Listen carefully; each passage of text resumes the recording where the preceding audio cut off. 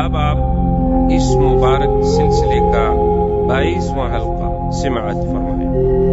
اور پھر امام صاحب یہ فرماتے ہیں کہ مجھے یہ بتائیں کہ کیا حضور پاک نے بھی کبھی کسی میقات سے تجاوز کیا ہو بغیر احرام کے، ما سوائے فتح مکہ؟ فتح مکہ کے موقع پر بھی حضور نے فرمایا کہ اللہ نے مجھے چند گھنٹوں کے لیے چونکہ حرم میں جہاد کی قتال کی اجازت دی ہے، اس کے بعد بس ختم، پھر اس کی حرمت لوٹ آئی قیامت تک۔ بس صورت دیگر حضور صلی اللہ علیہ وسلم جب بھی تشریف لائے احرام سے تشریف،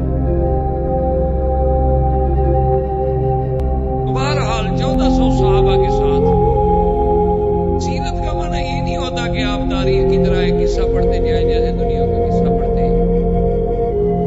سیرت رسول کا معنی یہ ہوتا ہے کہ آپ کا ایک ایک زندگی کا لمحہ جو ہے وہ امت کے لیے روشن ہدایت ہے، آپ اس سے ہدایت پکڑیں، آپ اس سے سمجھیں کہ حضور نے سفر کیا تو سفر میں کیا طریقہ اختیار کرنا ہے۔ سرکار دو جہاں کی زوجہ مطہرہ میں تہمت لگی تو حضور کا کیا طریقہ تھا، کیا موقف تھا، کس طریقے سے آپ نے اس کو نبھایا، اور اس میں سیدہ عائشہ کا کیا موقف تھا کہ بے گناہ ہونے کے باوجود ان پہ کیا گزری اور انہوں نے کیا کیا۔ جتے نبوی کا مقصد یہ ہوتا ہے کہ ہم آپ کے احرام سے احرام سیکھیں، آپ کے سفر سے سفر سیکھیں، آپ کے غزوات سے غزوات سیکھیں، آپ کے طواف سے طواف سیکھیں، آپ کے اقوال مبارک سے روشنی حاصل کریں، آپ کے اعمال مبارک سے روشنی حاصل کریں۔ سیرت طیبہ کے بیان کرنے کا یا سننے کا مقصد یہ ہوتا ہے۔ حضور صلی اللہ علیہ وسلم سرکار دو جہاں جب احرام باندھ کے چلے تو احتیاطاً آپ نے اسلحہ بھی ساتھ رکھا، لیکن اس اسلحے کو یہ نہیں کیا گیا کہ جیسے ہر فوجی کے پاس سلاح ہوتا ہے فرمایا ایک دو اونٹوں پہ لاد لو، کیونکہ مکے والے قریش کا بھروسہ تو ہے نہیں، اور اپنے ساتھ قربانی کے جانور بھی لے آئے۔ حضور صلی اللہ علیہ وسلم کے ساتھ تقریباً 70 بدن، اور جب قربانی کا جانور لے آتے تھے تو اس کے لیے دو چیزیں ہوتی تھیں، ایک کو کہتے ہیں شعار اور ایک کو کہتے ہیں قلائد۔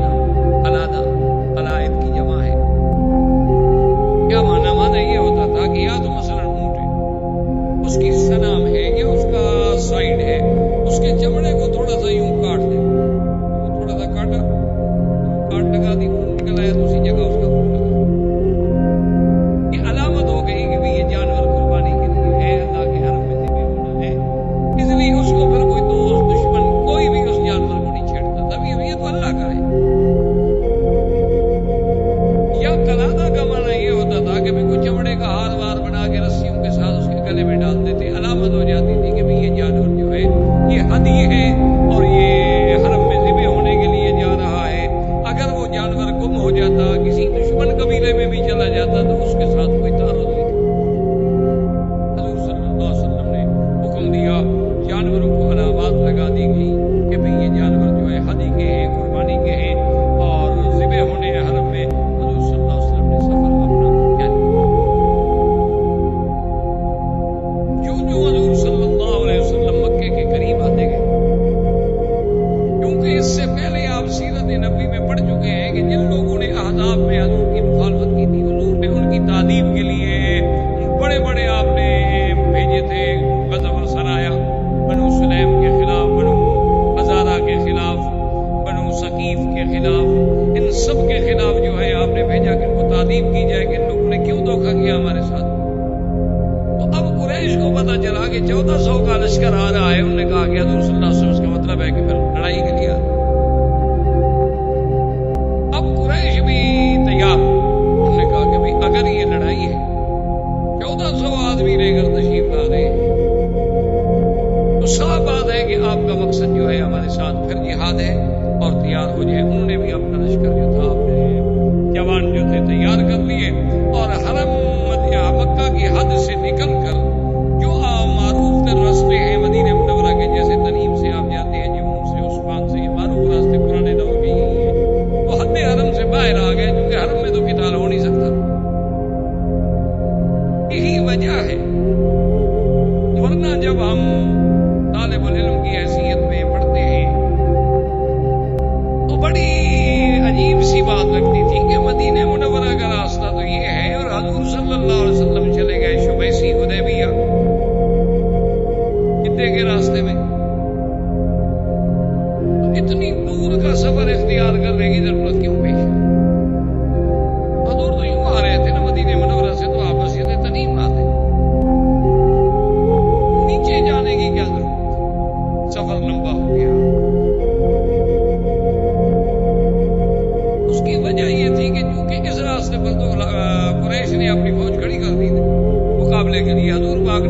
صحابہ سے فرمایا کہ کوئی ایسا آدمی ہے جو ایسا راستہ جانتا ہو، کیونکہ ہم لڑنے کے لیے تو آئے نہیں، ہم تو منع کرنا چاہتے ہیں کہ قریش کو بھی پتہ نہ چلے اور ہم کسی طرح حرم میں داخل ہو جائیں۔ ایک صحابی نے کہا کہ حضور مجھے راستے کا علم ہے، راستہ تو مشکل ہے لیکن قریش کو پتہ نہیں لگے گا۔ حضور صلی اللہ علیہ وسلم نے فرمایا کہ دلونی، مجھے بتاؤ وہ راستہ۔ صحابہ کہتے ہیں طریق بعد شدید، بہت مشکل راستہ تھا، کیونکہ پھر وہ نیچے اتر گئے اور وہ راستے استعمال تو ہوتے نہیں تھے۔ استعمال ہونے والے راستوں میں تو کچھ نہ کچھ سڑکیں چھوٹی موٹی سی بن جاتی ہیں نا، لیکن جس راستے کو کبھی کوئی استعمال نہ کرے، پتھر ہے، پہاڑ ہے، تو نیچے اتر کر حضور صلی اللہ علیہ وسلم کا مقصد یہ تھا کہ ہم حدیبیہ کی جانب سے حرم میں داخل کہ مکے والے یہاں انتظار کرتے رہے، ہم ان کے بالکل پیچھے سے۔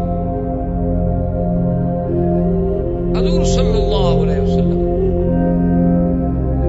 جب آپ تشریف لے آئے مقام حدیبیہ پر، جو جدہ اور مکہ کے درمیان ہے، جسے آج کل شمیسی کہتے ہیں، یہاں انہوں نے چوکی لگائی ہوئی ہے کہ کوئی غیر مسلم جو ہے اب اندر داخل نہیں ہو سکتا، چونکہ آگے علامات حرم،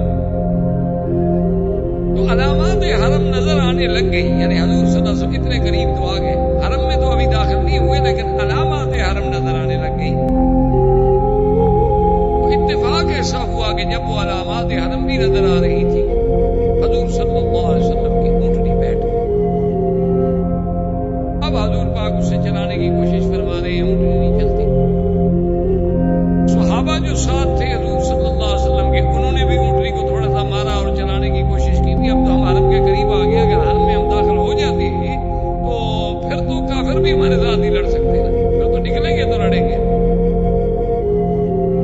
لیکن حضور پاک صلی اللہ علیہ وسلم نے فرمایا حبسہا حابس، اونٹنی کو مت مارو، اس کو اسی طاقت نے روکا ہے جس نے ہاتھیوں کو روکا تھا۔ میری اونٹنی کی عادت ہی نہیں ہے کہ سفر میں بیٹھ جائے، یہ معلوم ہوتا ہے کہ بس اللہ کو یہی منظور ہے، اللہ نے ہمیں روکا۔ حضور صلی اللہ علیہ وسلم نے قافلہ اتار دیا، لیکن حرم سے باہر کو سامنے علامات حرم نظر آ رہی ہیں، حدود حرم نظر آ رہی ہے، لیکن ہیں حرم کے باہر۔ مشرکین مکہ کو بھی پتہ چل گیا کہ ہم تو یہاں کھڑے کھڑے انتظار کر رہے ہیں، حضور صلی اللہ علیہ وسلم تو حرم میں داخل ہو گئے۔ ان کے لیے تو بہت بڑی مشکل پیدا ہو گئی کہ اگر اللہ کے نبی حرم میں داخل ہو گئے تو حرم میں ہم قتال نہیں کر سکتے، حرم میں اگر ہم روکیں گے تو پوری دنیا میں خبر اڑ جائے گی کہ یہ مکے والے عجیب ہیں کہ بھئی احرام باندھا ہوا ہے، اللہ کے نبی آئے ہیں، 1400 آدمی ساتھ ہے، ان کو عمرے سے روک دیا انہوں نے، یصدون عن المسجد الحرام، تو یہ ہمارے لیے ایک بہت بڑا مسئلہ ہو جائے گا۔ انہوں نے بھی پھر اپنے آدمی ادھر پلٹے، لیکن جب وہ قریب آئے تو انہیں پتہ چلا کہ حضور صلی اللہ علیہ وسلم آ تو گئے ہیں لیکن حدود حرم میں داخل نہیں۔ اب وہ ایک اور مشکل میں مبتلا ہو گئے، انہوں نے کہا یہ کیا مطلب، اگر حضور عمرے کے لیے آ رہے تو حرم میں کیوں نہیں داخل، کہ حرم میں کے باہر کیوں رک گئے جب مقصد ہی عمرہ تھا، اور اس راستے سے تو ہم تھے ہی نہیں، اگر حضور داخل ہوتے حضور تو کعبے میں پہنچ جاتے، ہمیں پتہ نہ لگتا، اور یہ راستہ تو کبھی کسی نے اختیار ہی نہیں کیا۔ جب حضور نے اتنی مشکل راستہ اختیار بھی فرمایا، پھر حرم میں داخل ہونے سے کیا بات مانے تھی کہ باقی تو 1 قلعہ 2 قلعے کا فاصلہ رہ گیا ہے، لیکن باہر آپ اترے ہیں اور حرم میں نہیں اترے، اس کا مطلب ہے کہ حضور عمرے کے لیے نہیں آئے، یہ ہمیں اندھیرے میں رکھا جا رہا ہے، حضور تو جنگ ہے۔ اب مشرکین اپنا ایک اور فکر لائق ہو گیا، اب پوزیشن یہ ہو گئی کہ حضور صلی اللہ علیہ وسلم نے حدیبیہ میں خیمے لگا لیے اور مشرکین مکہ نے حرم کے بالکل آخری حدود میں قریب یعنی شہر سے تو وہ بھی نکل آئے، وہاں انہوں نے اپنے خیمے لگا دیے، انہوں نے بھی اپنی فوج اتار دی، لیکن دونوں میں کچھ یعنی یوں سمجھ لیں کہ 2-4 فرلانگ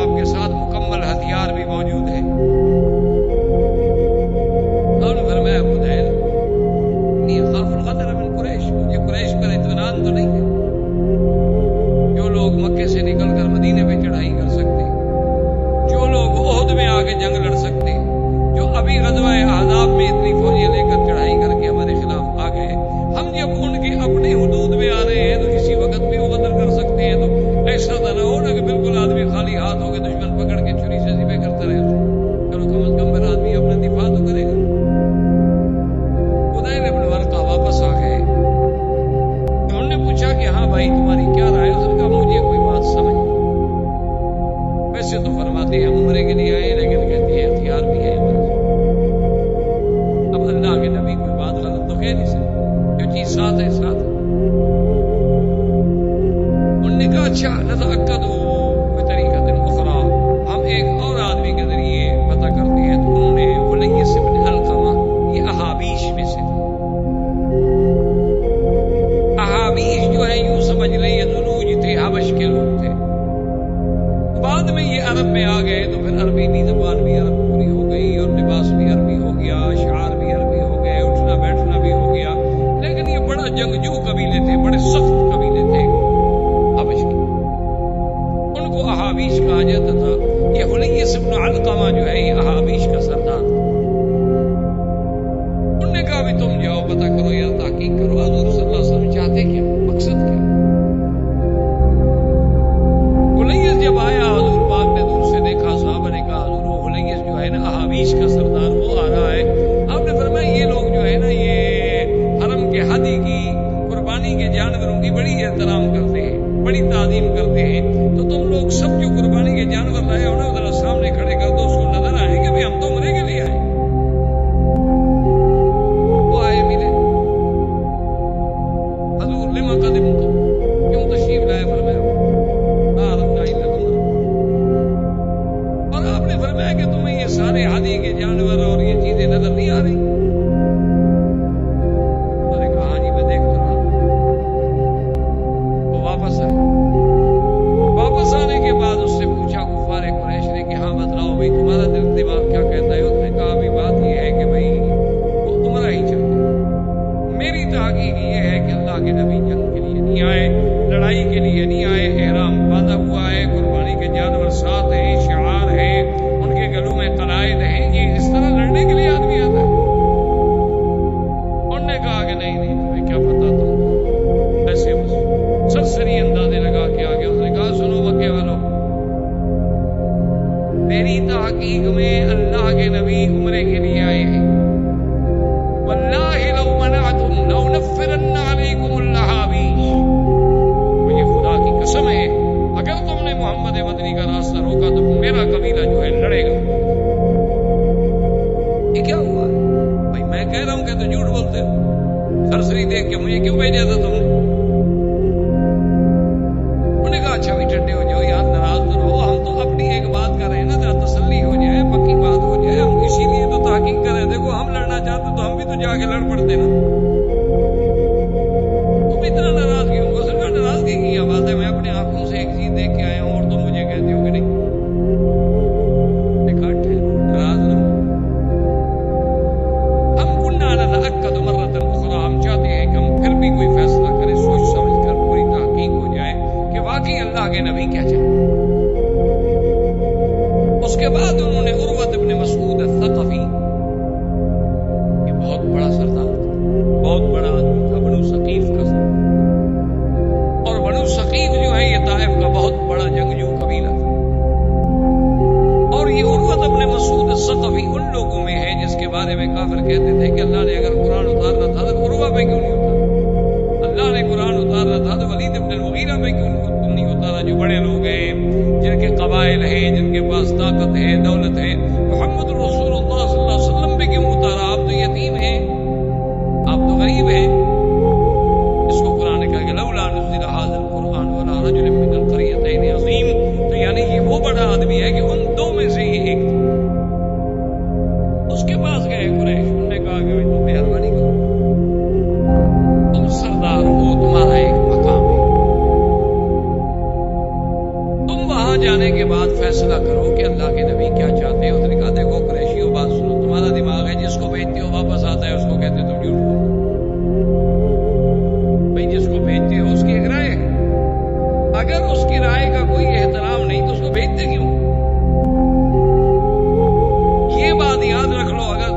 भेज रहे हो तो फिर मैं जो फैसला करूंगा, मेरी जो राय होगी वो हतमी होगी और तुम्हें माननी पड़ेगी, वरना किसी और को भेज। उन्होंने कहा कि नहीं, आप जो भी कहेंगे। उर्वत इब्न मसूद अस-सक़फ़ी जब आए, हुज़ूर सल्लल्लाहु अलैहि वसल्लम को भी पल पल की खबर मिल रही थी, क्योंकि आमने सामने तो एक दूसरे के चल रहे थे और एक दूसरे को पहचानते थे। सब आखिर मुहाजिरीन मौजूद थे, मक्के में रहने वाले। उन्होंने कहा हुज़ूर उर्वा आ रहे हैं, लेकिन लाबिस अस्सिलाह, हथियार पहने। अगर एक आदमी कासिद बन के आ रहा है, उसको हथियार उठाने की क्या जरूरत? हुज़ूर ने फरमाया अच्छा कोई बात नहीं, लेकिन एहतियात इसी में है कि एक मुहाफिज मेरे लिए भी खड़ा कर दो जो हथियारों से मुसल्लह हो। तो मुगीरा इब्न शुअबा सक़फ़ी, ये भी सक़फ़ी, और खुदा की शान देखें, ये उर्वा के भाई के बेटे, ये मुसलमान थे। अब वो एहराम में है बेचारे, लेकिन फिर भी अल्लाह के रसूल ने जब हुक्म दे दिया तो हथियार लगाए और अपने चेहरे को छुपा के तलवार लेकर हुज़ूर के पीछे। उर्वत इब्न मसूद अस-सक़फ़ी चूंकि बड़ा सरदार था और बड़ा आदमी था, उसने कहा कि अब ये तो जाहिर है कि भाई उनके पास जानवर भी मौजूद है, हथियार भी मौजूद है, फैसला तो हो नहीं सकता, हम उनकी बात तो मानते नहीं। अब इसका हल ये है कि मैं इनके साथ बैठ के कोई ऐसी बात करता हूँ जो चिढ़ाने वाली बात हो, लड़ाने वाली बात। अगर तो इनका खून खौलता है, जोश में आते हैं, तो फिर ये लड़ने हैं, और अगर मेरी उस गुस्से वाली बात के बावजूद भी वो सब्र करते हैं, हौसला करते हैं और तहम्मुल से जवाब देते हैं, तो साफ बात है कि वो इबादत के लिए आए हैं, लड़ाई उनका मकसद। वो आया हुज़ूर से मिला और कहा कैसे है? हुज़ूर ने फरमाया उम्रे के। हुज़ूर ने कहा हुज़ूर उम्रे के लिए जो आता है तो फिर हथियार लेके तो नहीं आता। और आपका क्या ख्याल है, आपने कुरैश को क्या समझा है कि आप उसके घर में आ रहे हैं, उनके वतन में आ रहे हैं, उनके इलाके में आ रहे हैं? ये जो 1400 आदमी आपके साथ है, ये आपके काम आएंगे? ये तो भाग जाएंगे सर, इनमें तो एक भी नहीं रुकेगा। जब ये कहा तो हज़रत अबू बकर जैसा ठंडे आदमी को भी गुस्सा आ गया, आपने गालियां दी उसको। सब्बहु सब्बन शदीदन, हज़रत अबू बकर जैसा आदमी जिसने कभी किसी को गाली दी, गुस्से में आ गए और गाली कहा कि हम अल्लाह के नबी को छोड़ जाएंगे। क्या कह रहे हो मुशरिक? ठीक मेरे अल्लाह ने कहा है कि मुशरिक पलीद होता, तुम पलीद, हमारे बारे में गंदे ख्यालात रखते हो कि हम अल्लाह के नबी को छोड़ देंगे। उसने कहा अबू बकर, तुम्हारा मुझ पर एक बहुत बड़ा एहसान है, तुम्हें शायद भूल गया हो, लेकिन तुम्हारा मुझ पर एहसान है। अगर वो एहसान न होता ना तो मैं भी तुम्हें आज गालियों का बदला देता, मुझे भी गालियों का जवाब देना आता है, लेकिन तुम्हारे उस एहसान को मैं नहीं भूल सकता, मैं तुम्हें गाली नहीं दे सकता। हुज़ूर ने फरमाया अबू बकर क्या कर रहे हैं? बंदा हमारे पास मिलने के लिए आया है। उसने कहा या रसूलल्लाह, इसने ये क्यों कहा कि हमने बिल्लाह आपको छोड़ दिया?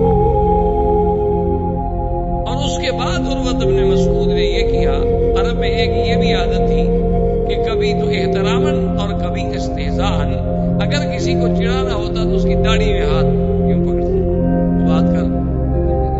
हमारे मुल्कों में भी रिवाज है, अदब करें तो कहते हैं यार मेहरबानी करो, यार माफ कर दो। और किसी को अगर छेड़ना हो तो पकड़ यार क्या है क्या तुम? तो उसने हुज़ूर की दाढ़ी की तरफ हाथ बढ़ाया तो मुगीरा जो देख रहे थे वो सब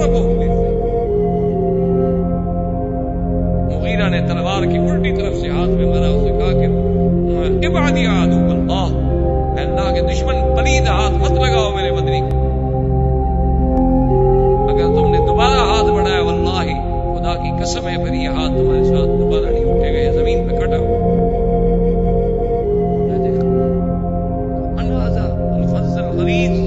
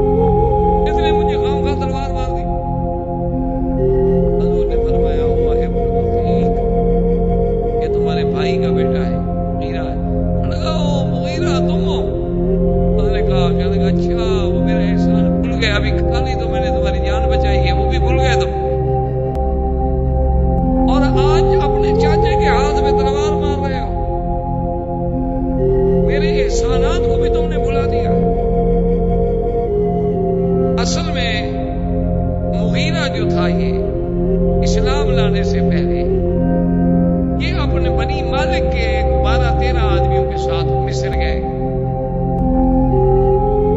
मिस्र में जो मकौकस था उसको जाके मिले, जो पादरियों ईसाइयों का बड़ा था उसके पास गए, मिले। लेकिन सब जो थे उसको तो बड़े एहतराम से मिले, लेकिन ये मुगीरा उजड़ आदमी था ना, इसने कोई उसकी कदर वदर न की, वजह से दूर से खड़ा हो गया।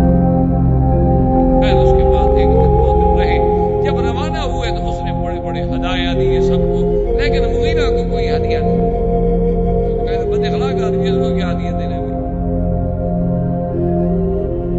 अब जब ये वापस आ गए तो मुगीरा कहे अजीब बात है कि जब सब वापस जाएंगे तो कहेंगे बनी मालिक वालों को तो मकौकस ने हदिया दिया और मुगीरा को कुछ नहीं दिया, इससे तो मेरी कबीले में बड़ी बदनामी होगी। ये अजीब बात है कि सारे लोग तो मिस्र से हदाया लेके जाए और मैं मिस्र से खाली जाऊं। ये रात को सो रहे थे, तलवार उठाई, 13 के 13 कत्ल कर दिया और सबका सामान लेके भाग गए। 13 आदमी मार दिए बनी मालिक।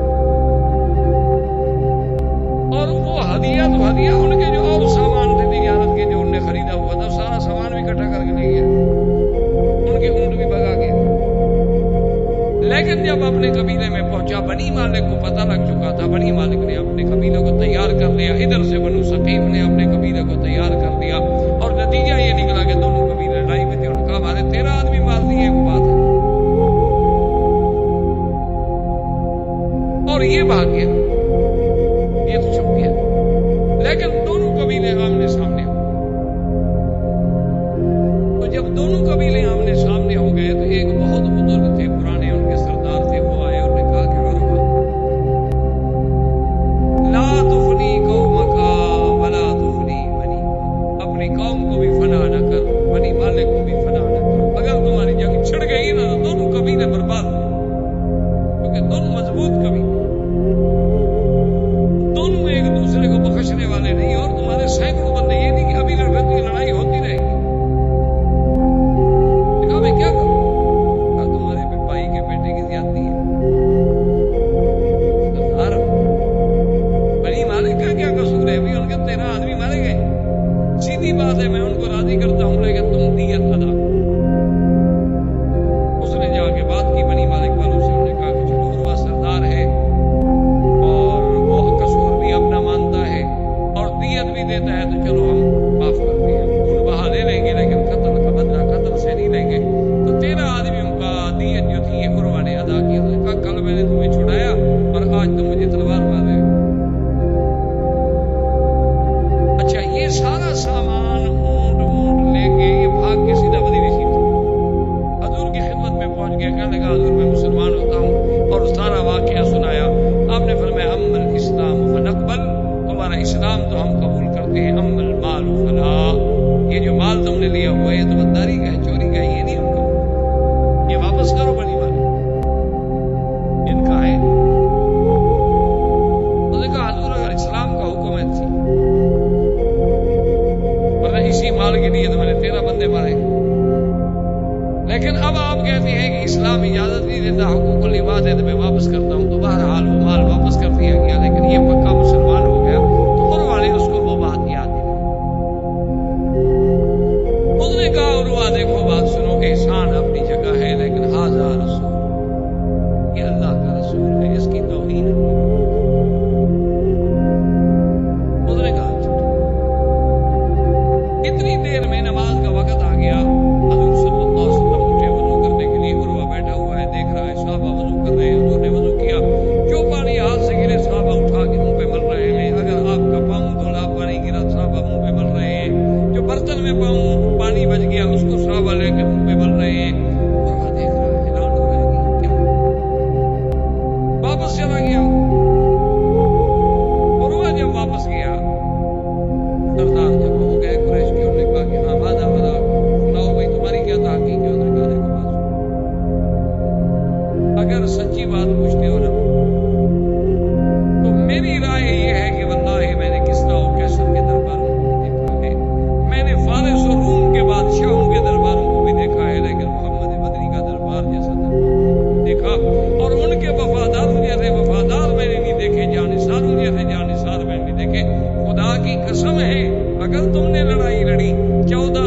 صحابہ کٹ جائیں گے تو پھر تم محمد مدنی پہ حملہ کرو. کیوں لڑتے؟ سیدھی بات یہ ہے، میری رائے یہ ہے کہ سنو، کوئی فیصلہ کرو. انہوں نے کہا ٹھیک. سوچتے آخر یہ معمولی بات تو نہیں، ہمارے لیے تو بڑا مسئلہ ہے نا کہ بغیر اجازت کے، بغیر اس کے حضور آئے عمرہ کر کے چلے جائیں تو ہم تو مر گئے کہ ہمارے گھر میں ہم نہ روک سکے. بہرحال تمہاری رائے ہے، ہم اس پہ غور کرتے ہیں. تو انہوں نے اپنا غور کرنا شروع کیا. اتفاق کی بات یہ ہے کہ حضور صلی اللہ علیہ وسلم جس جگہ پہ موجود تھے پانی نہیں. صحابہ نے آ کے عرض کیا کہ یا رسول اللہ صلی اللہ علیہ وسلم ہمارے پاس پانی نہیں ہے، اور اب یہ پانی اتنا بچا ہے جو صرف آپ کے برتن میں. آپ نے فرمایا ابھی کنواں تلاش کرنا. فرمایا نہیں سفیہ ابیار الا بیر، یہاں اور کوئی کنویں نہیں ہے، ایک کنواں ہے جو ہم نے تلاش کیا ہے لیکن وہ خشک پڑا ہے، اس میں کچھ نہیں. آپ نے فرمایا دلونی، چلو لے جاؤ مجھے اس کنویں پہ. حضور اس کنویں پہ تشریف لے آئے اور جو اپنا پانی بچا ہوا تھا اس پانی میں آپ نے پڑا اور اس پانی میں آپ نے اپنا لعاب دہن ڈالا اور صحابی سے کہا ابھی تم اتر گیا، اور رسی پکڑ کے اتر گیا. فرمایا کہ اپنے تیر کے ساتھ اس کے درمیان میں تھوڑی سی کھدائی کی. اس نے تیر کے ساتھ لکڑی کرا کھدائی کی. جب کھدائی کر لی تو انہوں نے فرمایا یہ پانی اسی جگہ ڈال. صحابہ کہتے ہیں بس وہ پانی ڈالنے کی دیر تھی کہ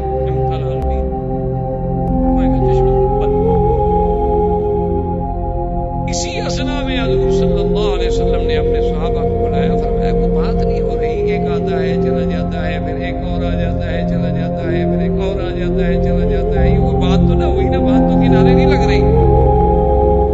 آپ نے فرمایا یا عمر حاضر یا رسول اللہ. فرمایا جاؤ ابو سفیان سے بات کرو، ابو سفیان آخر سردار ہے. یہ باقی لوگ جو آ رہے ہیں وہ خود سردار کیوں نہیں بات کرتا؟ حضرت عمر نے عرض کیا، کہا یا رسول اللہ منا وصدقنا، آپ کا حکم ہے تو میری تو جان حاضر ہے، لیکن آپ جانتے ہیں میرے ساتھ جو کافروں کا تعلق ہے وہ تو میرا نام نہیں سن سکتے. آج 1400 سال کے بعد نہیں سن سکتے تو اس وقت کتنا قریب میں غصہ ہوگا. یعنی 1400 سال گزر گئے، آج بھی لوگوں کو سیدنا عمر کے نام سے پوچھتے. آپ کے ہندوستان میں وہ گزرا ہے نا نور اللہ شوستری. نور اللہ شوستری جس کو یہ روافظ جو ہے شہید پنجم کہتے ہیں،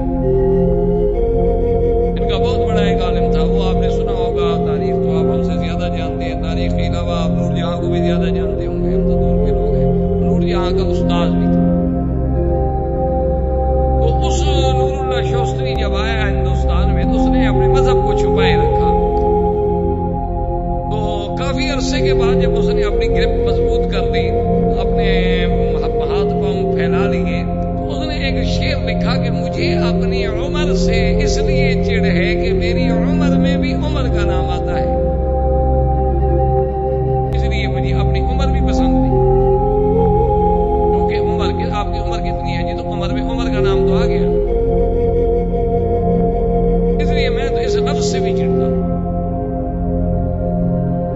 تو وہ بڑا ایک تاریخی واقعہ ہے کہ بادشاہ جب فیصلہ کرتے تھے تو ملکہ پیچھے ہاتھ رکھ کے بیٹھتی تھی اور وہ ہاتھ اٹھا لیتی تھی. تو اس کا مطلب یہ ہوتا تھا کہ اشارہ تھا کہ بس اب بادشاہ کوئی فیصلہ نہ کرے. تو بادشاہ مجلس برخاست کر دیتے تھے. بادشاہ کو پتہ چلا کہ اس نے سیدنا عمر کی توہین کی ہے، بادشاہ نے اسے دربار میں طلب کر دیا. جب بادشاہ نے دربار میں طلب کر دیا اور پوچھا کہ بھئی شوستری یہ شعر تم نے کہا ہے؟ اس نے کہا میں نے کہا ہے. اب اس کو پتا تھا کہ اب تو میرے ہاتھ مضبوط ہیں، اب اس ملک کے وزراء بیوروکریٹس میرے ساتھ ہیں، اب مجھے کون چھیڑ سکتا؟ اب بادشاہ تھوڑا مجھے سزا دے سکتا. اب تو میرے پیچھے بھی ایک قوت ہے اور سب سے بڑی قوت جو ہے ملکہ ہے، وہ میری شاگرد ہے اور اس کے حکم کے بغیر بادشاہ کو فیصلہ کر ہی نہیں سکتا. انہوں نے کہا ہاں جی میں نے شعر لکھا. بادشاہ نے کہا سوچ لو، میں تمہیں 10 منٹ دیتا ہوں سوچ لو. انہوں نے کہا جی 10 منٹ سوچنا ہو یا 10 سال سوچنا ہو، میں نے شعر لکھا ہے اور میں عمر سے بہت رکھتا ہوں. اب ملکہ نے پیچھے سے ہاتھ اٹھا لیا لیکن بادشاہ بیٹھا ہوا ہے، مجلس برخاست نہیں کر رہا. تو بادشاہ نے پھر کہا کہ سوچ لو. انہوں نے کہا جی میں نے سوچ لیا ہے. تو ملکہ نے پیچھے سے بادشاہ کے جبے کو پکڑ کے کھینچا کہ بھئی کوئی فیصلہ نہ کر بیٹھے بادشاہ جلدی میں، تاکہ تو بادشاہ نے غصے میں آ کے اپنی ملکہ کو ہاتھ مارا کہ جان من من جان دادن ایمان نہ دادن.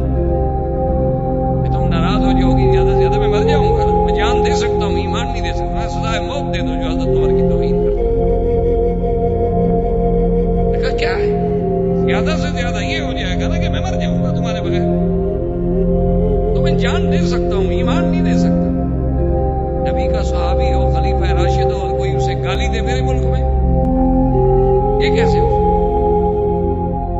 تو بہرحال کہنے کا مقصد یہ تھا کہ حضرت عمر رضی اللہ تعالیٰ عنہ نے عرض کیا، انہوں نے کہا رسول اللہ اگر آپ مجھے بھیجیں گے نا تو جو تھوڑی بہت امید ہے نا سلو کی یہ بھی گئی، مجھے تو دیکھ کے ان کو آگ لگ جائے گی حضور۔ ان کو پتہ نہیں میں نے بدر میں کیا کہا تھا، اڑاؤ گردنیں ان کی، وہ ابھی موجود نہیں ہے وہاں۔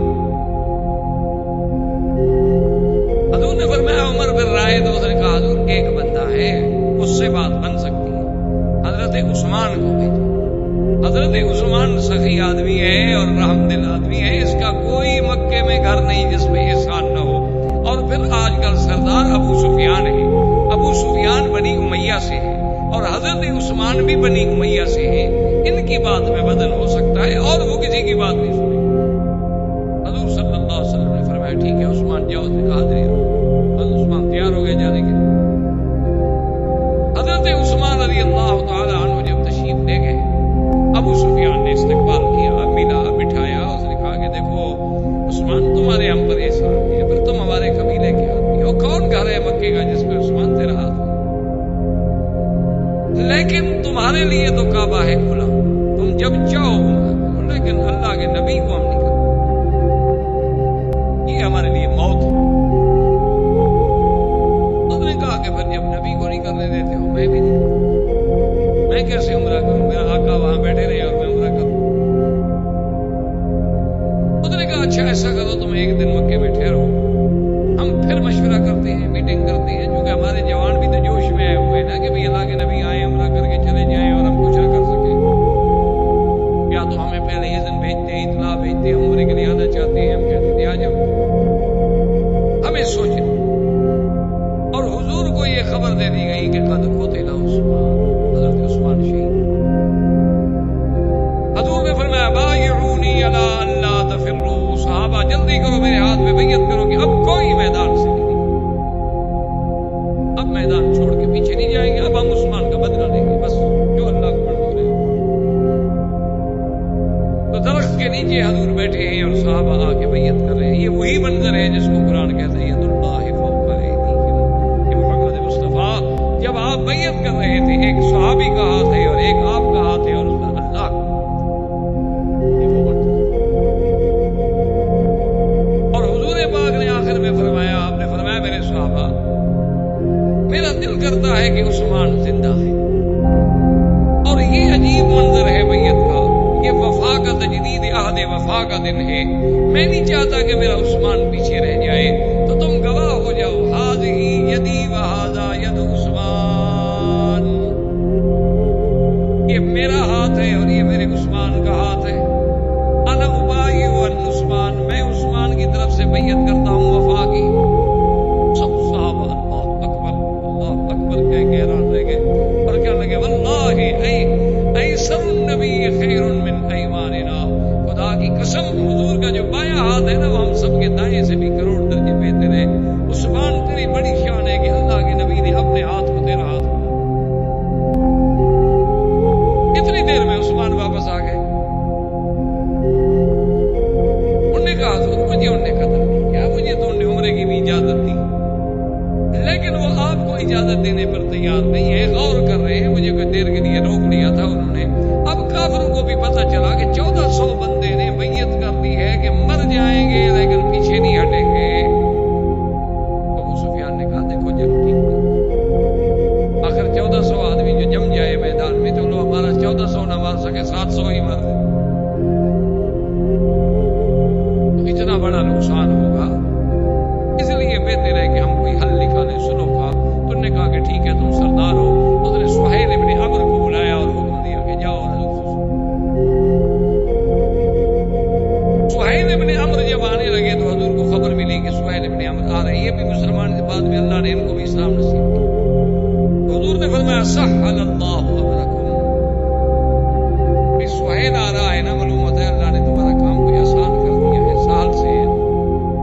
سہیل آ گئے بیٹھے حضور کے ساتھ، انہوں نے کہا حضور ہم سلو کرنا چاہتے ہیں۔ کیا سلو؟ انہوں نے کہا حضور سب سے پہلی شرط تو یہ ہے کہ اس سال آپ عمرہ نہیں کریں گے واپس،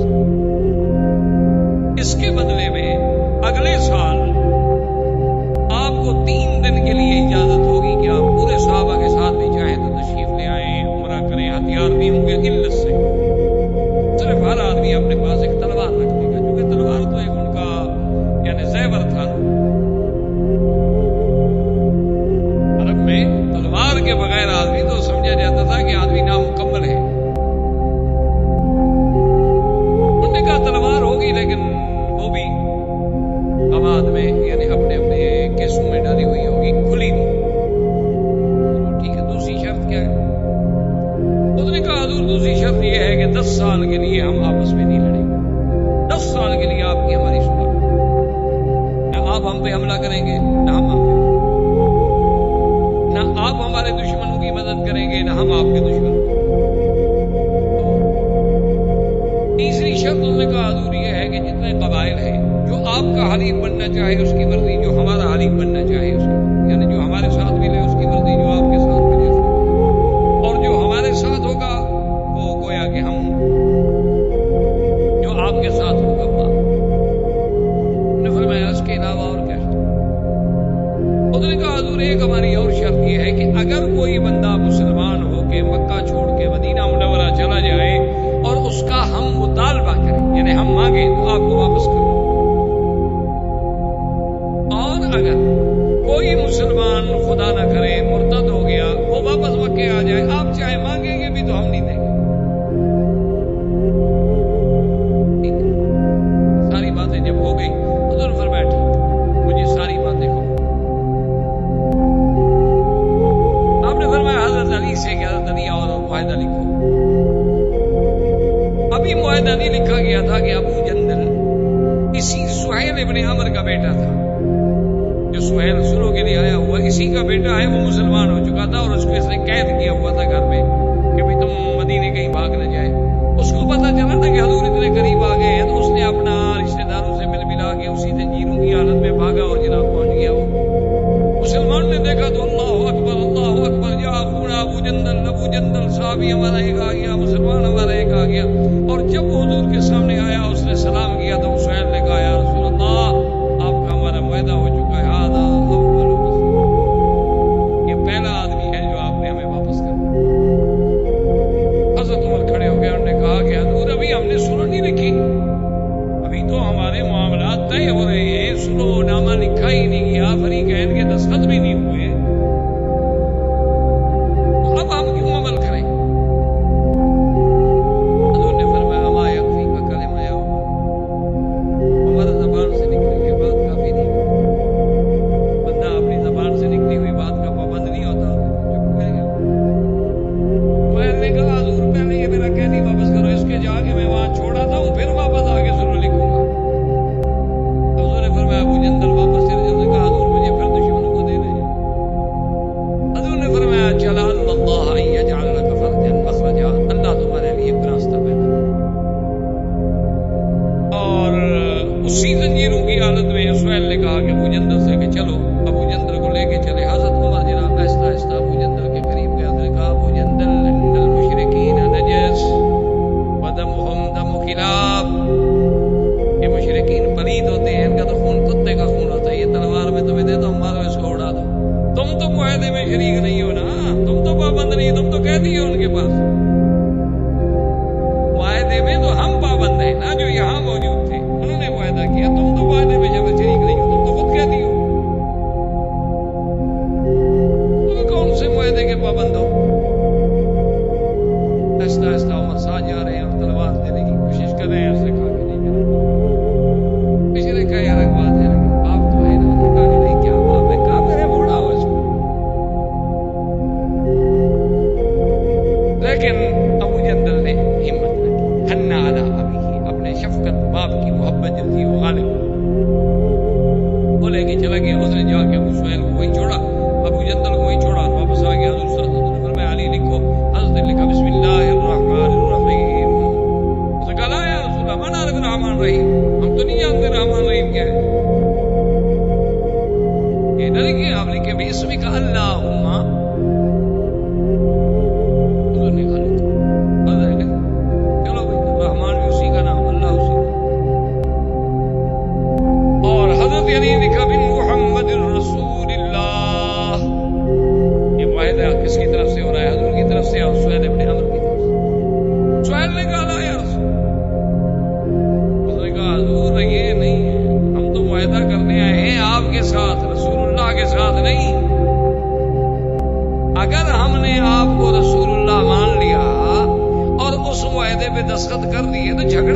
پھنس گئے پھر آپ کے ساتھ ہمارا، یعنی میرے خیال میں آپ کا بارے ڈلا بھی اتنی اچھی کراس کنڈیشن نہیں کر سکتے، اتنے سمجھدار تھے وہ قریش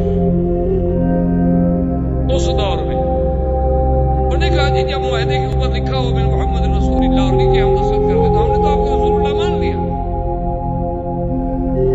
ہم تو نہیں مانتے آپ لکھے من محمد ابن عبداللہ، ہم تو محمد ابن عبداللہ سے معاہدہ کر رہے ہیں۔ حضور نے کہا علی کاٹ دو اور لکھو بن محمد۔ اس نے کہا حضور اللہ میں نہیں کاٹ سکتا، آپ کا نام لکھ کے کاٹ دو، رسول اللہ کا لفظ لکھ کے کاٹ دو۔ حضور نے فرمایا ام ہو یا علی، قال واللہ لا ام ہو یا رسول اللہ، خدا کی قسم ہے میں نہیں کاٹ سکتا۔ حضور نے فرمایا ادھر لاؤ، لے آؤ کاغذ، لے حضور نے اپنے ہاتھ سے لکھا، لکھو محمد بن عبداللہ، میں محمد بن عبداللہ نہیں ہوں۔ جب معاہدہ لکھ لیا گیا، معاہدہ طے ہو گیا، حضور صلی اللہ علیہ وسلم نے ارادہ ختم فرما دیا، حکم دیا بھی حلال ہو جاؤ، جانور ذبح کر دو، سر اڑا لو۔ صحابہ چپ کر کے بیٹھے ہوئے ہیں، حضور غصے میں آئے، بی بی ام سلمہ کے خیمے میں تشریف لائے اپنی بیوی کے، کہا کہ کیا بات ہے، میں حکم دیتا ہوں کہ اٹھو سر مڑاؤ، جانور ذبح کرو، اور صحابہ چپ کر کے بیٹھے ہوئے ہیں۔ میں نے دوبارہ اس لیے حکم نہیں دیا کہیں میری نافرمانی کرے اور اللہ کا غضب نہ آ جائے۔ بی بی ام سلمہ نے کہا حضور یہ ہو سکتا ہے کہ آپ کے جانثار آپ کی تعمیل لگے رہے، وہ انتظار میں بیٹھے ہیں کہ پتہ نہیں کوئی وحی آ جائے کہ بھی چلو عمرہ کرو۔ آپ سب سے پہلے اپنا جانور ذبح کریں، اپنے سر پہ اس طرح پھروائے، دیکھیں صحابہ کیا کرتے ہیں۔ حضور پاک نے اپنے سر پہ اس طرح پھروایا، اپنے جانور کو ذبح کیا، صحابہ دوڑ پڑے، نے کہا جی بات ختم، بات ختم، اب تو امید ختم ہوگی، جب حضور نے احرام کھول دیا تو اب ہم کو سب نے احرام کھول دیا اور چل پڑے۔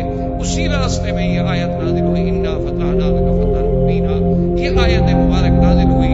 حضور نے حضرت عمر کو بلایا اور میں ایک ایسی آیت اتری ہے کہ آسمان و زمین کے خزانے مجھے مل جائے خوشی نہ ہوگی۔ تو نے کہا حضور اچھا مکہ بھی فتح ہوگا کہ نہیں؟ حضور نے کہا نہیں مکہ بھی فتح، یہ صلح حدیبیہ کو فتح قرار دیا گیا۔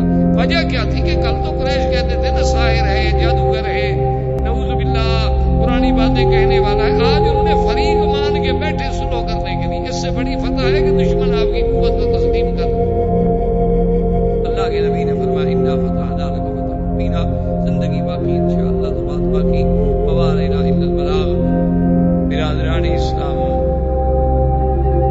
واجب الاحترام بزرگوں، دوستوں، عزیز نوجوانوں،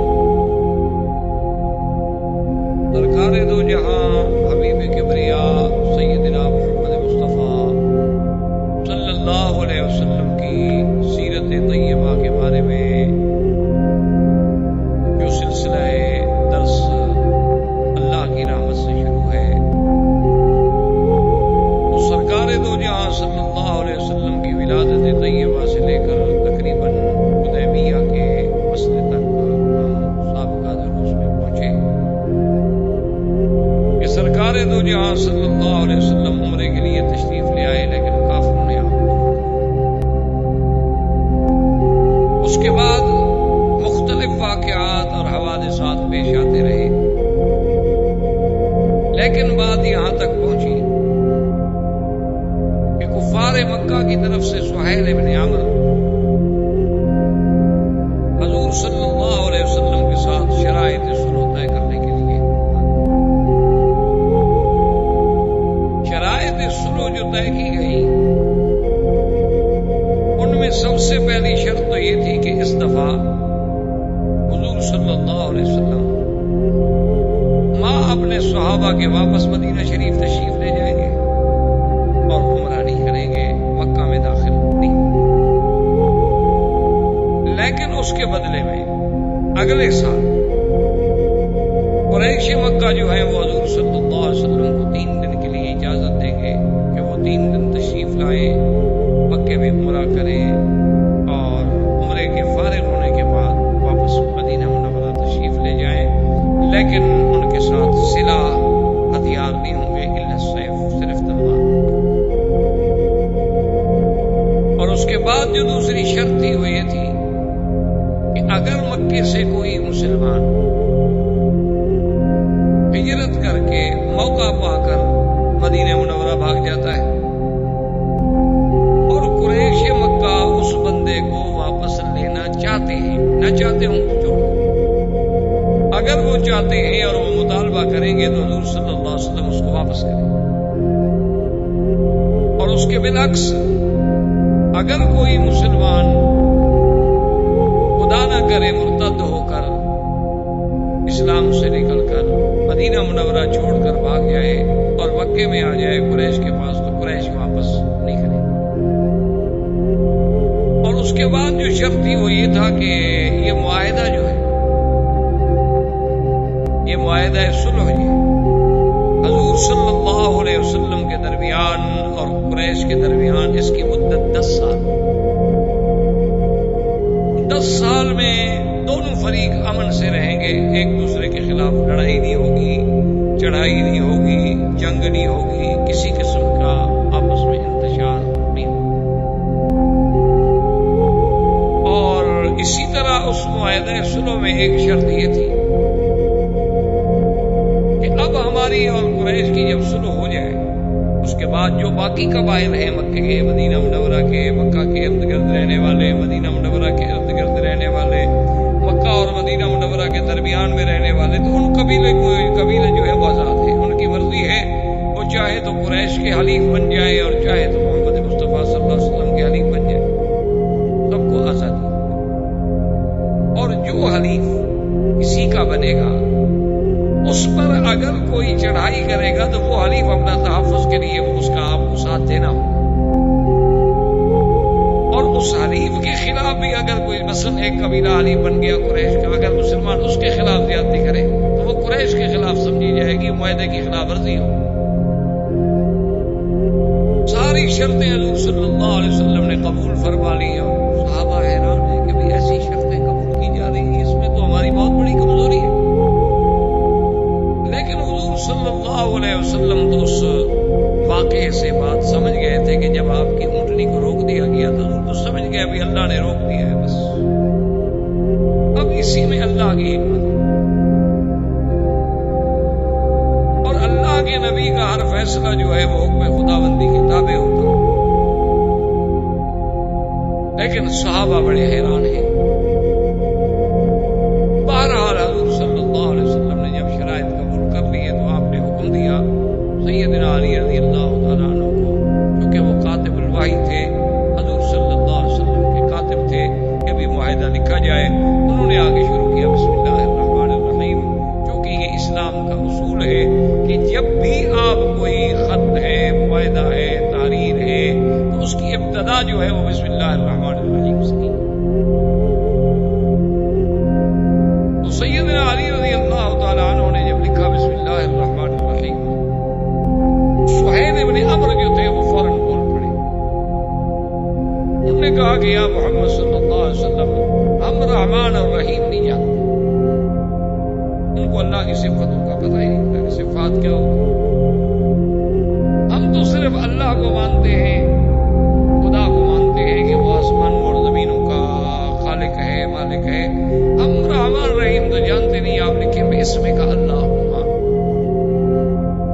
حضور نے حکم دیا، حضرت علی رضی اللہ تعالیٰ نے پہلے انکار کیا لیکن مان گئے کہ چلو الرحمن اور رحیم بھی اللہ کی صفات ہے اور اللہم بھی اللہ۔ اس کے بعد انہوں نے لکھا کہ ھذا ما قاض علیہ محمد رسول اللہ، کہ معاہدہ تھا نا حضور کے درمیان میں اور قریش کے درمیان، قریش کی طرف سے سہیل بن عمرو اور مسلمانوں کے تو قائد، مسلمانوں کے آقا سردار محمد مصطفیٰ صلی اللہ علیہ وسلم، لیکن سہیل بن عمرو نے کہا کہ یا رسول اللہ یہ بات نہیں۔ حضرت علی نے لکھا ہے محمد الرسول اللہ، اگر ہم آپ کو محمد الرسول اللہ تسلیم کر لیتے ہیں تو پھر آپ کا ہمارا جھگڑا کیا ہے؟ ہم جو سلو کر رہے ہیں وہ آپ کے ساتھ کر رہے ہیں ایسے محمد ابن عبداللہ، ہم اللہ کا رسول تو مانتے نہیں۔ حضور نے فرمایا کہ علی ہم ہو، بیٹھ دو، کاٹ دو، لکھ دو محمد ابن عبداللہ۔ نے کہا یا رسول اللہ میں تو نہیں کاٹ سکتا، لا ہم ہو یا رسول اللہ، میں نہیں کاٹ۔ حضور نے فرمایا ہو یا علی، کاٹ دو۔ حضرت علی نے کہا واللہ لا ہم ہو یا رسول اللہ، اللہ کی قسم ہے میں نہیں کاٹوں گا. میں رسول اللہ کے نام پر کیسے لکیر کہہ دوں؟ اسی لیے ہر بات کو علماء محدثین ائمہ فقہا جو ہے نا وہ اسی قرآن و حدیث کی گہرائیوں میں جاتے ہیں, بات کو سمجھتے ہیں. اب بظاہر تو حضرت علی انکار کر رہے ہیں, اللہ کے نبی کا انکار کرنا جو ہے نعوذ باللہ تو کسی مسلمان سے متوقع بھی نہیں ہو سکتا. لیکن انکار کے پس پردہ کیا چیز ہے یہ دیکھنا ہوتا.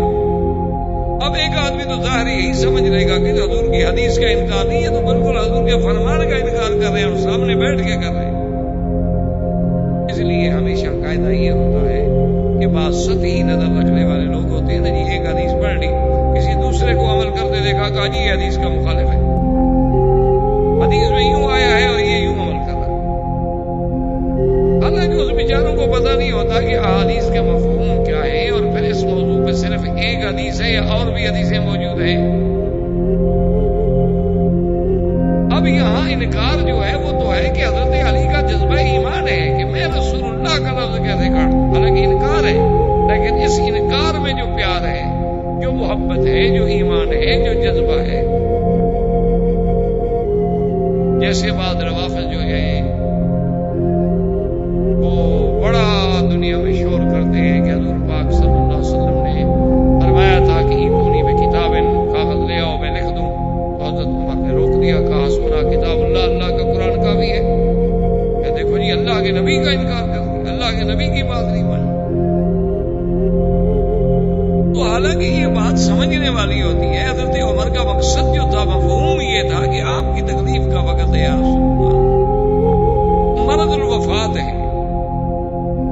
جب اللہ کا قرآن جیسی جامع کتاب ہمارے پاس موجود ہے, آپ کو کیوں تکلیف فرماتے ہیں اپنی؟ یعنی کیا کوئی چیز ایسی اگر دین کی ہے, دین تو مکمل ہو چکا ہے, اللہ کا قرآن آ گیا کافی. مقصد حضور کی محبت اور پیار تھا. جیسے حضرت علی رضی اللہ تعالیٰ عنہ کا مقصد جو ہے وہ محبت تھی, وہ عظمت لفظ رسول تھی کہ اللہ کے رسول کے نام پر میں قلم پھیر دوں. یہ کیسے ہو سکتا؟ حضور نے فرمایا اچھا علی ادھر دکھو, مجھے دکھاؤ. کہا ہے پیش کیا, حضور نے خود کاٹا, فرمایا لکھو محمد ابن عبد. اب جب حضور خود کاٹ دے تو حضور کا ہاتھ تو نہیں پکڑ سکتے تھے. اسی اسنا میں شور ہو گیا صحابہ میں. شور جب ہوا حضور نے فرمایا دیکھو کیا ہے. سہیل بھی گھبرایا کہ باہر کیا شور ہو گیا ہے. تو ابو جندل جو ہے یہ کنیت ہے ان کی, یہ اسی سہیل ابن عمر کے بیٹے تھے, اور یہ مسلمان ہو گئے اور باپ نے ان کو گھر میں قید کر رکھا تھا. اس کو موقع ملا, وہ بیچارہ اسی طرح زنجیروں کے ساتھ ہی بھاگ کے آ گیا اور یہاں پہنچ گیا. جب صحابہ نے دیکھا انہوں نے کہا الحمدللہ الحمدللہ, ابو جندل آ گیا, ابو جندل آ گیا. لیکن جب ابو جندل سامنے آیا تو سہیل ابن عمر نے کہا کہ یا رسول اللہ آپ کا ہمارا معاہدہ ہے اور یہ ہمارا سب سے پہلا قیدی ہے جو ہم واپس لینا چاہتے ہیں. حضور صلی اللہ علیہ وسلم نے فرمایا. حضرت عمر کھڑے ہو, انہوں نے کہا کہ یا رسول اللہ ابھی تو ہمارا معاہدہ تاریخ نہیں ہوا, معاہدے پہ دستخط نہیں ہوا.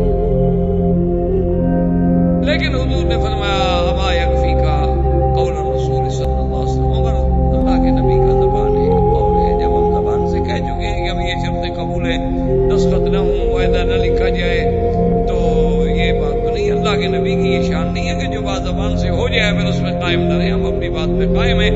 ابو جندل میں حکم دیتا ہوں کہ واپس جاؤ. بعض روایات میں یہ بھی آتا ہے کہ ابو جندل نے درخواست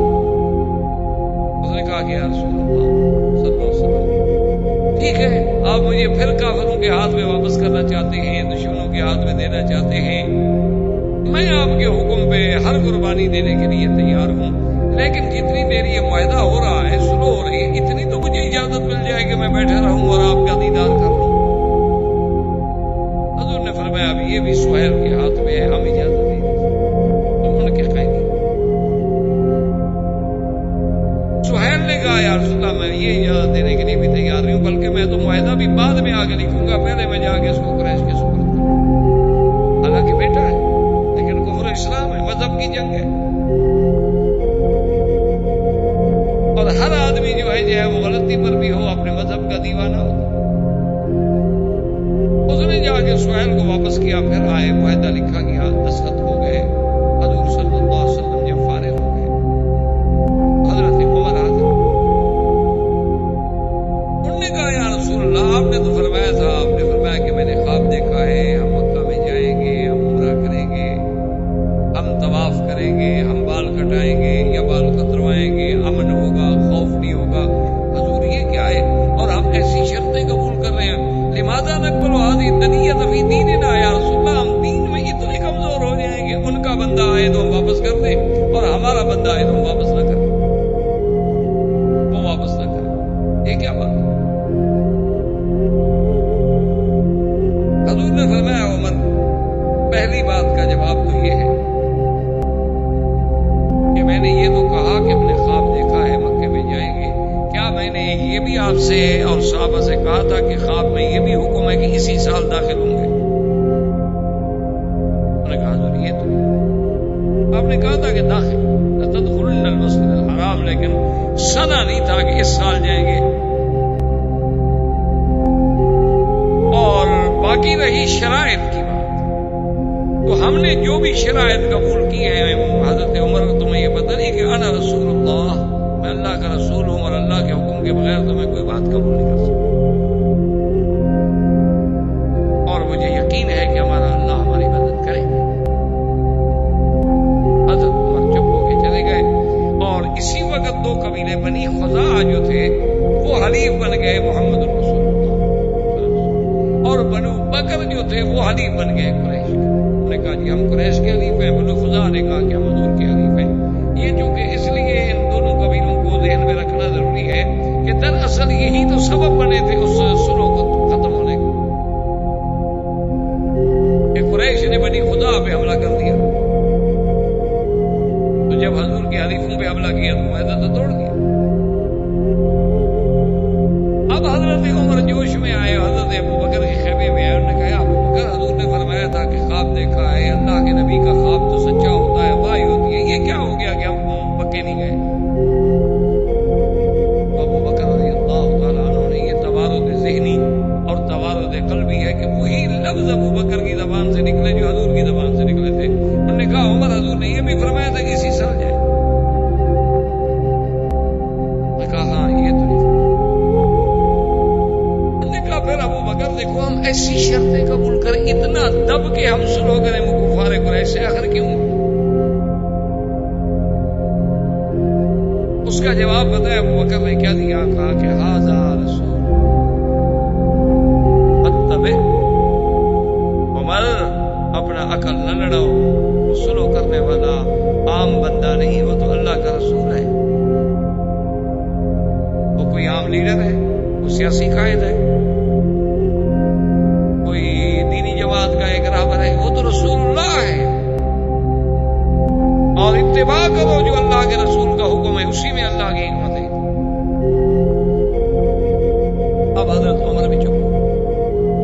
हजूर सल्लल्लाहु अलैहि वसल्लम ने हुक्म दिया कि जिन लोगों के साथ कुर्बानी के जानवर हैं वो जाके ज़िबह कर दें,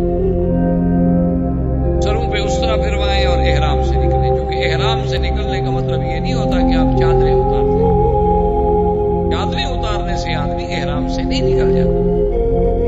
मसलन आप उम्रा कर लें, आप कपड़े एहराम की दो चादरें उतार के सलवार कमीज पहने, तो आप तो ये समझेंगे कि मैं एहराम से निकल गया। आप एहराम से नहीं निकले, आप उसी तरह एहराम में, जब तक कि आप सर नहीं मुड़ाएंगे या बांधेंगे। एहराम से निकलना जो है वो हल्के या कसर के साथ। हजूर ने जब हुक्म दिया तो साहबा चुप करके बैठे रहे, कोई साहबी नहीं उठा। हजूर सल्लल्लाहु अलैहि वसल्लम बीवी उम्मे सलमा जो आपकी बीवी थी, उम्महातुल मोमिनीन थी, उनके खेमे में आए और हजूर बड़े जोश जलाल में कि उम्मे सलमा माँ बालो हाउला, इनको क्या हो गया कि मेरा हुक्म नहीं मानते, और अगर मैंने दोबारा हुक्म पर इसरार किया और उन्हें इनकार किया तो हो सकता है कि अल्लाह का अज़ाब आ जाए। बीबी ने अर्ज किया कि या रसूलल्लाह, आप नाराज ना हो। सहाबा बेचारे इस इंतजार में बैठे हैं परवाने के, शायद अल्लाह वही नाज़िल कर दे कि भी जाओ मक्के में दाखिल हो जाओ, अब मदद करेंगे। अल्लाह अगर बदर में फरिश्ते उतार सकते हैं तो हुदैबिया में नहीं उतार सकते।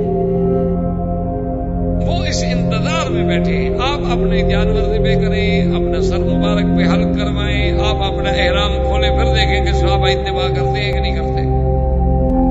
تو دراصل سیرت کے پہلو سمجھنے کا مقصد یہی ہوتا ہے کہ اسلام نے اور حضور کی سیرت نے یہ سبق دیا کہ آدمی مشورہ عورت سے بھی لے سکتا،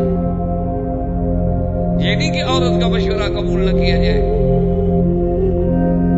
یا عورت کی رائے کوئی رائے نہیں ہوتی، یا عورت کی شہادت کوئی شہادت ہی نہیں ہوتی، جیسے کہ مستشرقین اور اعدائے اسلام اور اعدائے دین پراپگنڈا کرتے ہیں۔ حالانکہ دیکھیں اللہ کے نبی ہیں، صاحب الوحی ہیں، اور بیوی سے مشورہ کر رہے ہیں،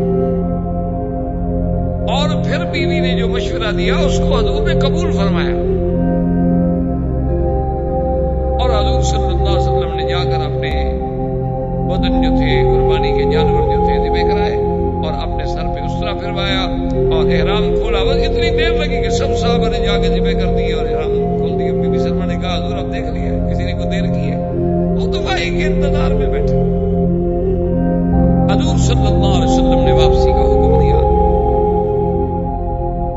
جب حضور مدینہ منورہ کے لیے روانہ ہوئے، چونکہ اونٹیوں کا سفر تھا، اونٹوں پہ سفر ہو رہا تھا، حضرت عمر کہتے ہیں رضی اللہ تعالیٰ عنہ، ایک روایت میں آتا ہے کہ میں حضور کے قریب آیا اور میں نے بات کرنے کی خواہش کی اور میں نے سلام کیا، لیکن حضور نے میرے سلام کا جواب نہیں دیا، یعنی اونٹنی پہ بیٹھے بیٹھے حضرت عمر بھی اپنی اونٹنی حضور کے قریب لے آئے۔ میں رک گیا، تھوڑی دیر کے بعد میں نے پھر قریب کی اونٹنی، میں نے سلام کیا، لیکن حضور پاک نے کوئی جواب نہیں دیا۔ میں نے تیسری دفعہ پھر اپنی اونٹنی حضور صلی اللہ علیہ وسلم کے قریب کی اور پھر سلام کیا، اور حضور پاک نے کوئی جواب نہیں دیا۔ تو حضرت عمر کہتے ہیں کہ میں روتا ہوا پریشان ہو کر میں اپنے آپ کو کہہ رہا ہوں کہ سقلت یا عمر، کاش عمر تیری ماں نے تیرا بوجھ نہ اٹھایا ہوتا، تو پیدا ہی نہ ہوتا تو اچھا تھا، کہ آج اللہ کا نبی تم سے ناراض ہو گیا۔ حضور کہتے ہیں میں ڈر گیا کہ کہیں میری اس بات کی وجہ سے حضور ناراض نہ ہو گیا۔ تھوڑی دیر گزری، حضرت عمر کہتے ہیں کہ ایک صحابی نے مجھے آواز دی اور اس نے کہا کہ حضور آپ کو بلا رہے ہیں۔ میں نے پھر اپنی اونٹنی کو دوڑایا، پھر حضور کے قریب آیا تو حضور نے فرمایا کہ عمر انزل علیہ آیا، کہ آج اللہ نے قرآن کی ایسی آیت مجھ پہ نازل کی ہے کہ اگر آسمان و زمین کے تمام خزانوں کی کنجیاں اللہ مجھے دے دیتے اور مجھے مالک بنا دیتے، اس پہ مجھے اتنی خوشی نہ ہوتی جتنی اس آیت پر مجھے خوشی۔ حضور نے کہا ایو آیت یا رسول اللہ، کون سی ہے؟ تو نے فرمایا بسم اللہ الرحمن الرحیم، انا فتحنا لک فتحا مبینا لیغفر لک اللہ ما تقدم من ذنبک وما تأخر۔ اللہ نے خبر دی کہ محمد مصطفیٰ صلی اللہ علیہ وسلم ہم نے آپ کو فتح مبین عطا فرمائی۔ حضرت عمر کہتے ہیں آپ سنا یہ فتح کی خوشخبری جو ملی ہے ہمیں، کیا فتح مکہ تھا؟ مکہ بھی فتح ہوگا؟ حضرت فرمایا ہاں عمر مکہ بھی فتح ہوگا۔ اب صحابہ کا کمال دیکھیں اور محدثین کا کمال دیکھیں کہ حضور اونٹنی پہ تھے، تو جب حضور قرآن پڑھ رہے تھے نا تو آواز میں جو لہر پیدا ہوتی تھی کہ انا فتحنا لک فتحا مبینا، اسی طرح آخر تک راوی نقل کرتے آئے کہ اس آواز کی انداز یہ تھا جب حضور نے پڑھا تھا، تاکہ وہ کیفیت بھی موجود رہے۔ اب علماء کرام فرماتے ہیں کہ اس فتح سے مراد بدر کا فتح مکہ ہے، بدر کا فتح خیبر ہے، بدر کا فتح حنین ہے، کیونکہ اس بیعت کے فوراً بعد اللہ نے قرآن میں یہ تو فرما دیا تھا نا، ابھی جو ہم نے آیت پڑھی تھی کہ میرے بدری صلی اللہ علیہ وسلم اللہ اور مومنین سے راضی ہو گئے ہیں جو اس درخت کے نیچے بیٹھ کے آپ کی بیعت کر رہے ہیں۔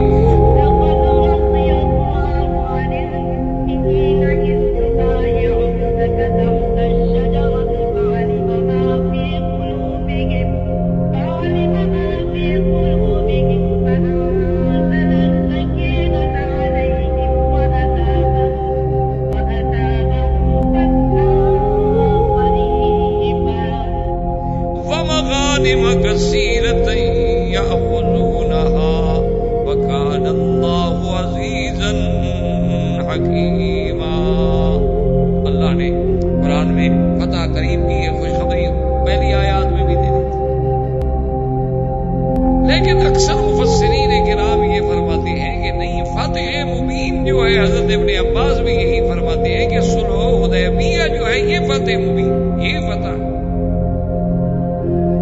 کہ فتح مکہ تو ہے، فتح مکہ ہے، فتح خیبر ہے، اس کا دوسری آیات میں ذکر موجود ہے،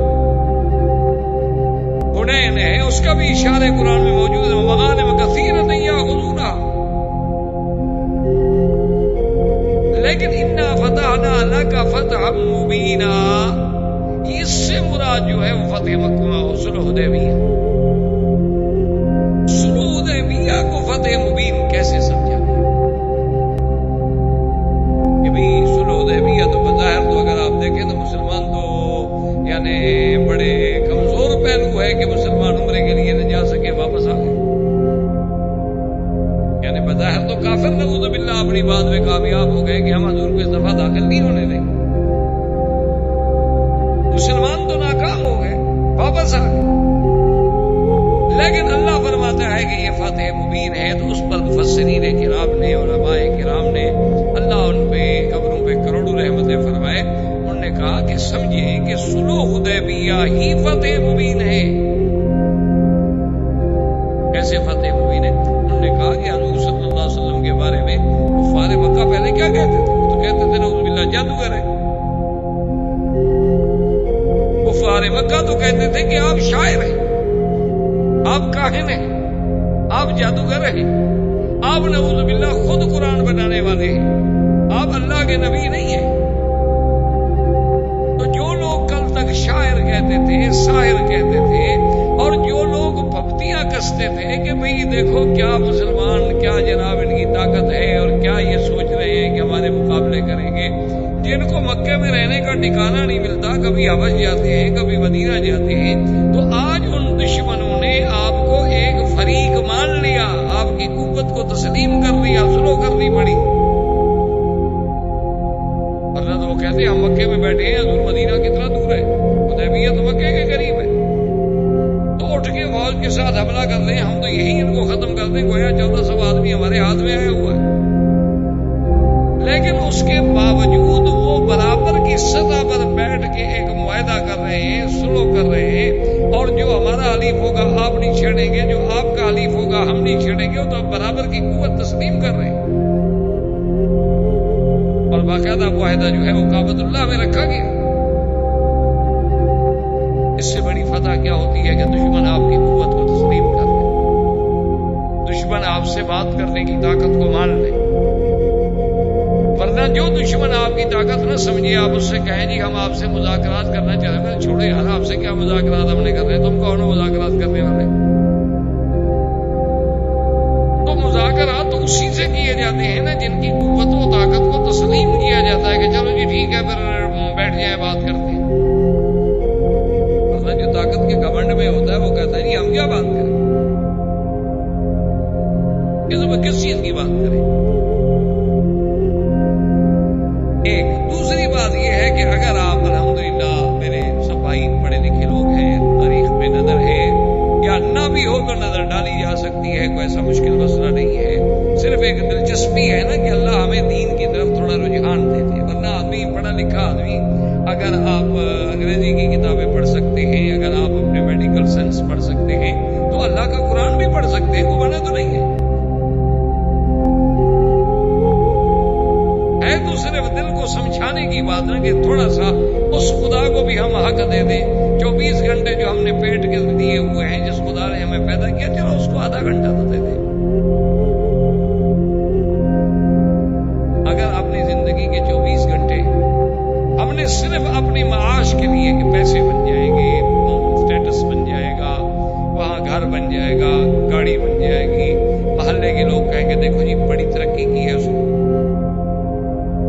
اگر اس کے لیے ہم کریں چلو ٹھیک ہے وہ بھی کریں، وہ منع نہیں ہے شریعت میں، حلال طریقے سے آدمی کمائے تو کیوں نہ کمائے، لاکھ دفعہ کمائے، لیکن اس خالق و مالک کو جس نے ہمیں پیدا کیا ہے، جس نے ہمیں یہ صلاحیتیں بخشی ہیں، جس نے ہمیں عقل دیا ہے، جس نے ہمیں علم دیا ہے، اس کے لیے کم از کم اپنے 24 گھنٹے میں سے آدھا گھنٹہ تو ایک مختص کر لیں کہ یہ آدھا گھنٹہ بعد اللہ اور اللہ کے رسول کی باتیں سمجھنے اور پڑھنے کے لیے۔ تو آپ اگر خود غور کریں گے تو آپ دیکھیں کہ سرکار دو جہاں صلی اللہ علیہ وسلم کو نبوت ملنے کے بعد آپ 13 سال تک مکہ مکرمہ میں رہے، साल, 13 साल कोई मामूली सी बात नहीं होती, एक अजीम मुद्दत है। 13 साल के बाद जब आपकी उम्र मुबारक 53 साल हो गई तो आपने मदीना मुनव्वरा हिजरत फरमाई। यानी मजमूई तौर पर अगर आप देखें तो जब आप हिजरत करके आए हैं, मदीने मुनव्वरा में पहुंचे हैं, तो तकरीबन 13 और 14, 15 साल की मेहनत के बावजूद मुसलमान कितने हुए? 150। ये तो फिर अंसार में से मुसलमान हुए ना मदीने में। अच्छा, उसके बाद जनाब आप मजीद भी आपकी उम्र मुबारक के 6 साल भी ला लें, क्योंकि ये वाकया हुदैबिया का जो है ये 6 हिजरी में आ रहा है। तो 6 साल अगर आप इसको भी शामिल फरमा लें, और तारीख हिजरी जो है वो हिजरत को मुकद्दम रखा गया, उन्हीं से शुरू होती है। तो 6 और 13 19 साल। तो 19 साल में कुल कितने मुसलमान थे? 1400 आदमी जो हजूर के साथ उम्रे पे आया, 500-600 नहीं आया हो। यानी बच्चे औरतें कुछ कर रहे गए नहीं है, यानी 2000 आदमी, 3000 आदमी, बड़े से बड़ा आप लगा ले 3000 आदमी हो गया होगा मुसलमान। तो 19 साल की मेहनत में तो सिर्फ 3000 मुसलमान हुआ। हुदैबिया की सुलह हुई सन 6 हिजरी के आखिर में। 7 में हजूर ने उम्रतुल क़ज़ा फरमाया, और 8 हिजरी में मक्का फतह हो गया। तो हजूर के साथ 10,000 का तो सिर्फ लश्कर था जो मक्के में आया। यानी 19 साल में हमने 3000 मुसलमान हुए। हुदैबिया की फतह सुलह के बाद 10,000 तो लश्कर तैयार हो गया। इससे बड़ी फतह हो गई। इस तरह इस्लाम फिर आगे बढ़ा, क्योंकि दोनों फरीकों के दरमियान वायदा सुलह हो गया, अमन कायम हो गया। अब वफद बाहर जाने का मौके मिले, और हजूर सल्लल्लाहु अलैहि वसल्लम जिन लोगों ने अहज़ाब में आपके खिलाफ हमले किए थे, उनको पहले अदब सिखा चुके थे, वो अलग रोब पड़ गया था लोगों पर। तो अल्लाह ने इस्लाम को ऐसी ताकत दी कि सिर्फ 2 साल के बाद इस फतह को फतह मुबीन कैसे न कहा जाए। ये तो सबसे बड़ी फतह थी। और दूसरी बात ये देखें कि अल्लाह के नबी ने जो ख्वाब देखा था उसमें ये बात शामिल थी।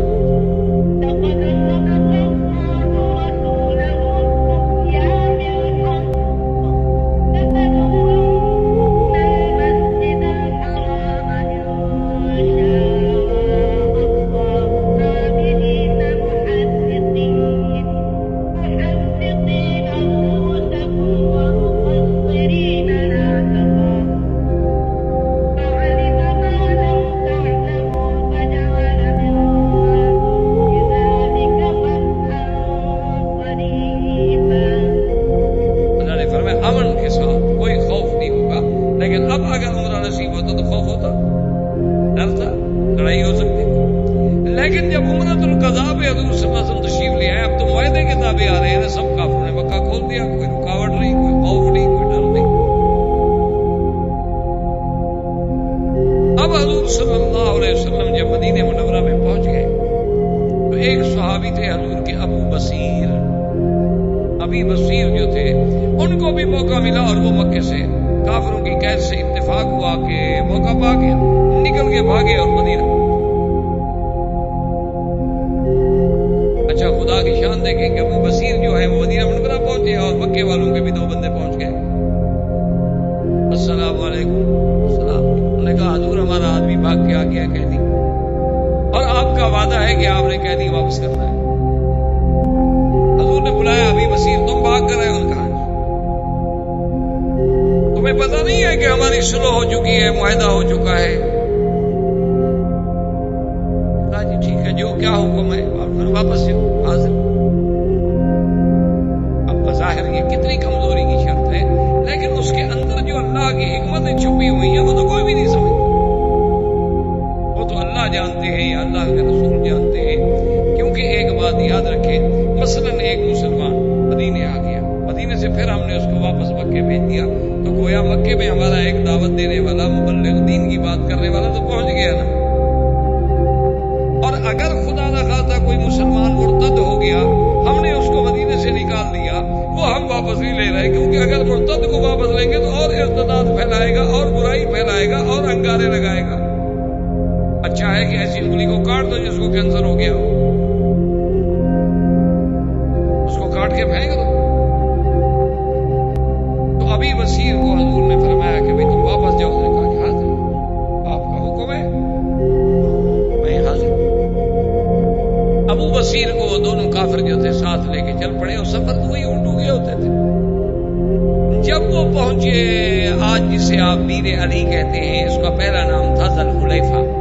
ذل حلیفہ پہ پہنچے تو انہوں نے کہا کہ آج رات یہیں قیام کریں گے، یہاں سے پھر صبح کو سویرے سویرے ٹھنڈے ٹائم میں سفر کریں گے. تو ان دونوں کے پاس تلواریں تھیں. تو ابھی بصیر نے دیکھا کہ کوئی اللہ موقع دے دے. اس نے کہا دیکھیں اب حضور کا وعدہ تو ہو گیا پورا، حضور نے تو مجھے واپس کر دیا ہے. تو اس نے ایک کافر سے کہا کہ یار دیکھو چلو میں قیدی تو ہوں، تمہارے ساتھ واپس بھی جا رہا ہوں، یہ تلوار تم نے کہاں سے لی؟ احباب کرام، اس کے بعد اب آپ اس مبارک سلسلے کی CD نمبر 23 سماعت فرمائیں.